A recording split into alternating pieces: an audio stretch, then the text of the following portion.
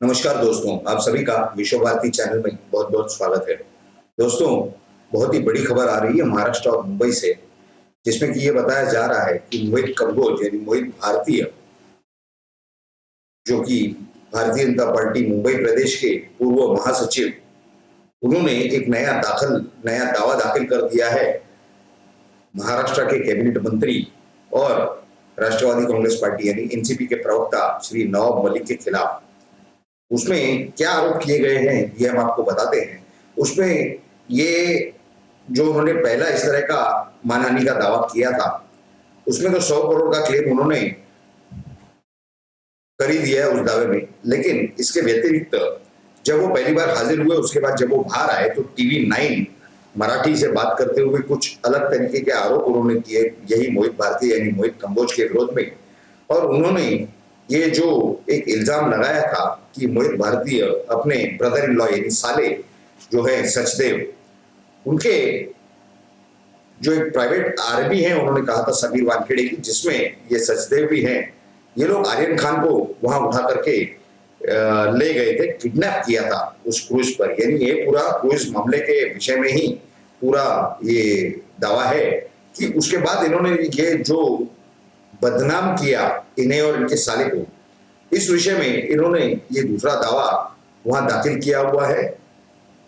मजगांव के 25 number court में honourable magistrate pi Mukashi साहब, उन्होंने एक समन जारी कर दिया है नवाब मलिक को हाजिर होने के लिए वहां पर।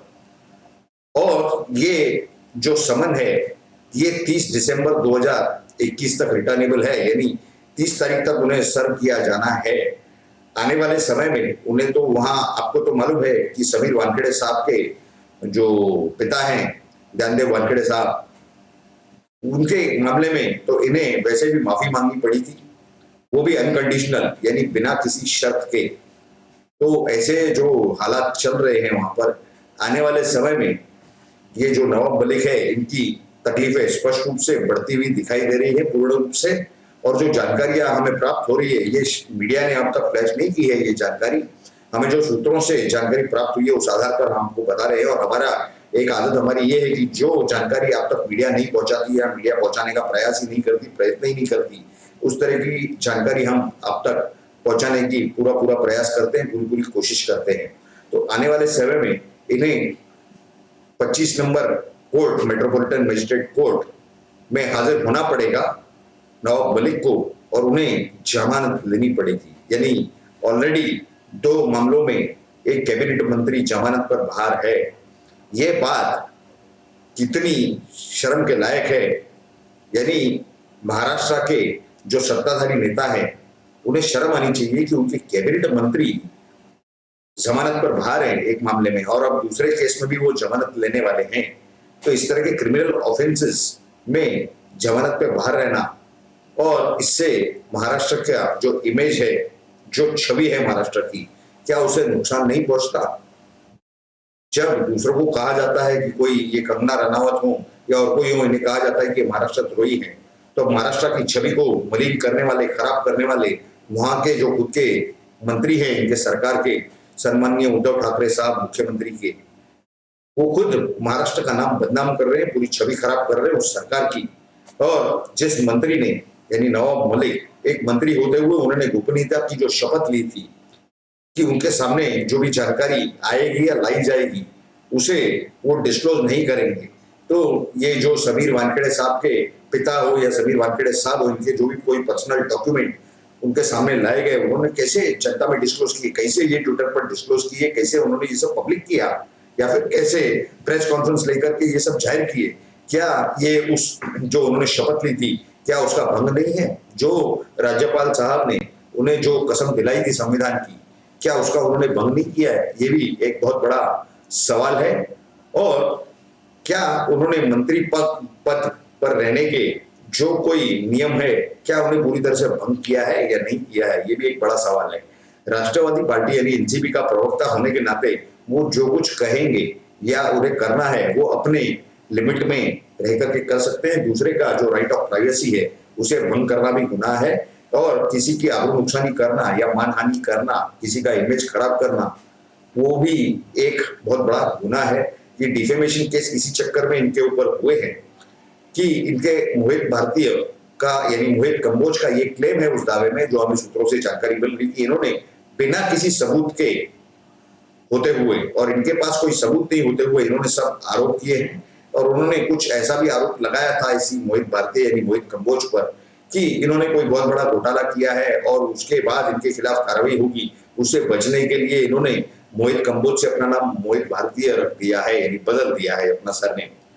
तो इस तरह के आरोपों के खिलाफ इन्हीं मोहित कंबोज यानी मोहित भारतीय साहब ने ये जो दावा है न्यायालय में वो किया है। आने वाले समय में कठिनाई इनके लिए कितनी पड़ती है ये तो देखना बाकी है। आने वाले समय में जो हमें सूत्रों से जानकारी प्राप्त हो रही है उस हिसाब से तो इनकी कठिनाइयां कम होने के बजाय बढ़ने वाली हैं, क्योंकि इन्होंने खुद कहा था कि हमें पता है कि सरकारी मेहमान हमारे पास आने वाले हैं। यानी इन्हें पता है कि जो वहां पर जो वक्फ बोर्ड के जो घोटाले हुए हैं उसमें राष्ट्रवादी पार्टी से संबंधित कई ऐसे लोग हैं और कुछ शायद अधिकारी भी हैं सरकार में या पुलिस डिपार्टमेंट में जिनके रिश्तेदार ये सब घोटालों में शामिल है और उनके खिलाफ कार्रवाई शुरू है।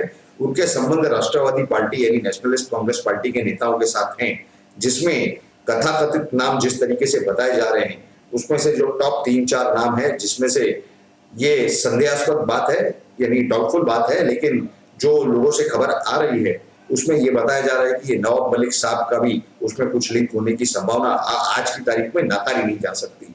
यानी जो टॉप 3 या 4 नाम है उसमें सबसे आखिरी नाम नवाब मलिक का भी होने की संभावना है।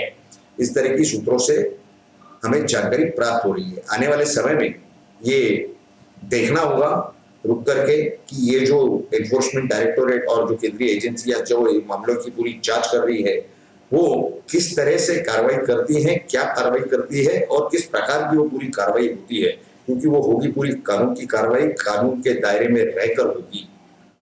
तो ये पूरी जो जानकारी हमारे पास आई ये हमने सोचा कि जल्द से जल्द हमारे दर्शकों तक और भारत की जनता तक पहुंचाई जाए। इसके लिए हमने खास ये वीडियो उसी वजह से बनाया है। आपने ये जो पूरी जानकारी प्राप्त की हमारे वीडियो से वो अगर आपको अच्छी लगी हो तो जरूर इस चैनल को, इस वीडियो को लाइक कीजिए और सभी के साथ ज्यादा से ज्यादा शेयर कीजिए।